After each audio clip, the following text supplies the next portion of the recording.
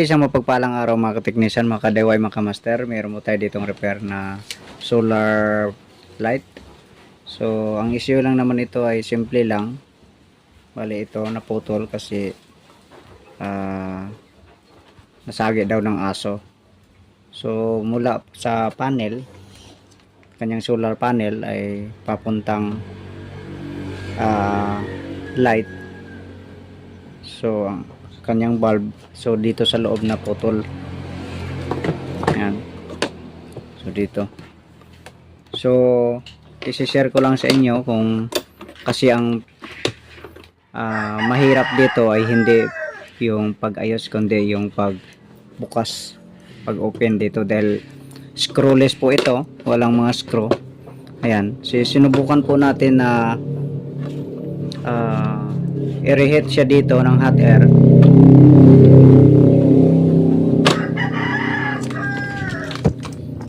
Ginamitan po natin ito ng hot air.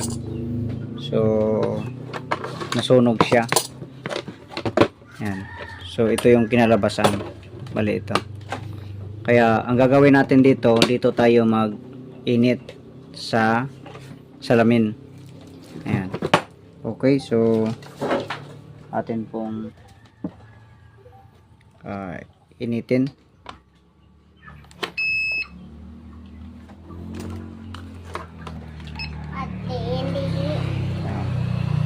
So dapat iano po natin ito ng paikot. Initin natin ng paikot dito. Kasi andito banda sa salamin na to, merong sealant sa loob. Kulay itim. So yun ang mahirap tanggalin. So ito initin lang ito para mawala. Kaya sa susunod hindi na ako dito. Hindi ko na pipirsahin dito na sungkitin, kundi initin ko na lang para mas madali siyang matanggal.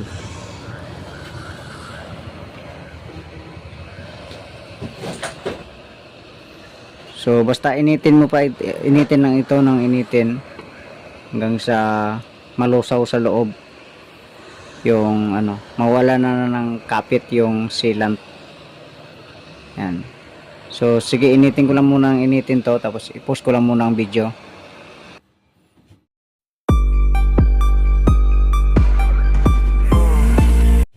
Ito after nating mainit, so pinalamig lang natin konti. So baga susungkitin lang natin ito ng kutsilyo. Ayan.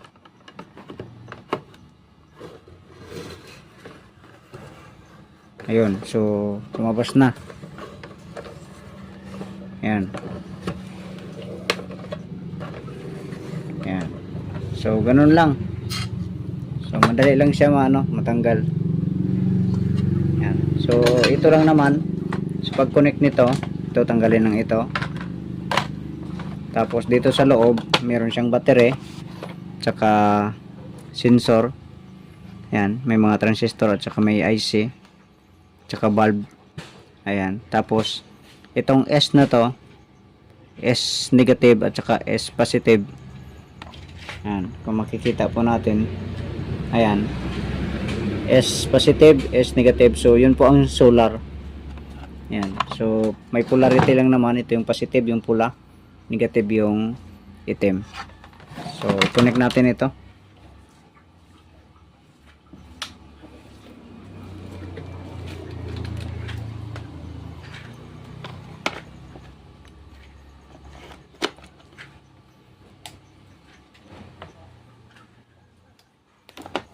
Bali dito natin padadaanin sa kanyang butas.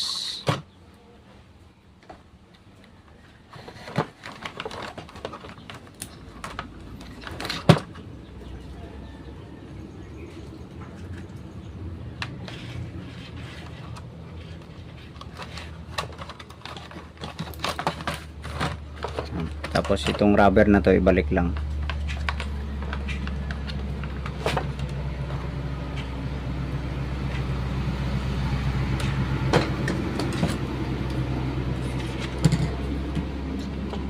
So hinangan muna natin dito sa wire. Lagyan natin ng lead.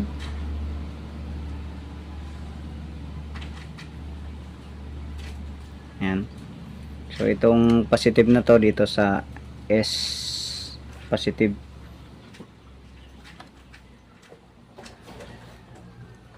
Itong itim sa negative. Ayan.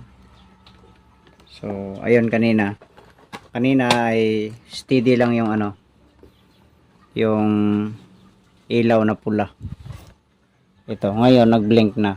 Subukan nating tanggalin. So ang normal nitong ano ay charge ay magbi-blink. Ayan, mapansin yung steady lang. Ayan o, steady lang siya. Ngayon, pag kinabit natin ito, magbi-blink na siya. Ayan, ibig sabihin nagcha-charge na siya. Ayan, so ganun lang. Ayan o. So ganun lang ka dali ito ayusin. Sige, takpan na natin ito para ma-charge na natin sa araw.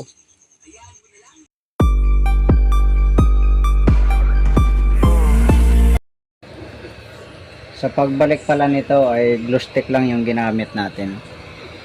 So initin din natin ito. Ito nalagyan ko na. So i-reheat ko lang uli.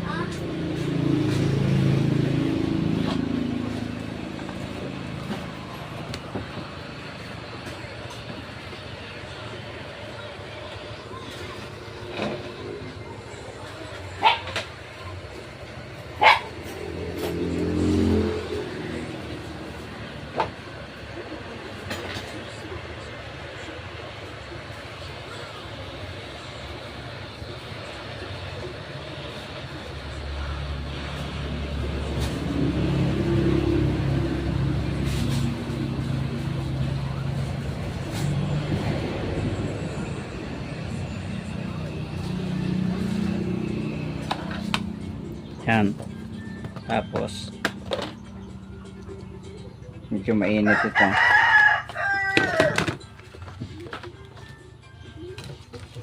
Kaya lalapag lang natin dito.